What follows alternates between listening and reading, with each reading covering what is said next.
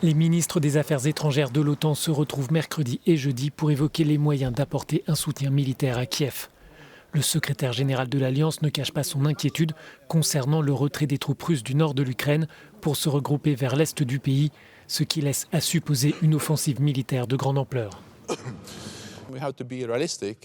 Nous devons être réalistes. La guerre peut durer longtemps, plusieurs mois, voire des années.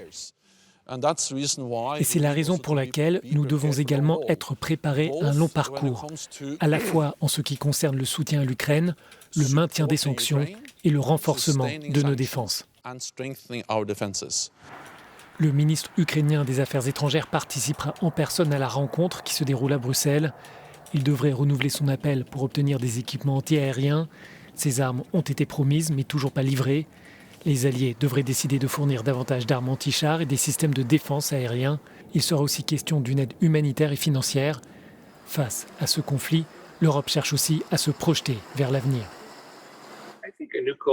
Je pense qu'une nouvelle guerre froide est une prédiction raisonnable de ce à quoi l'Europe doit s'attendre. Le conflit sera à somme nulle et durera aussi longtemps que la guerre froide.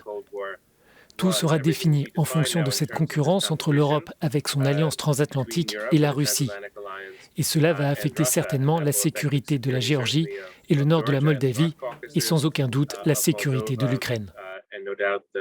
Il est possible évidemment que la Russie perde cette guerre, auquel cas il n'y aurait pas de guerre froide. Il y aurait alors une Russie affaiblie, mais certainement avec une amertume et de la colère à l'encontre de l'Europe. Je pense qu'une guerre froide est la meilleure prédiction. Les ministres se pencheront aussi jeudi sur les moyens à mettre en œuvre pour aider les partenaires de l'OTAN plus vulnérables aux menaces russes, comme la Géorgie et la Bosnie-Herzégovine.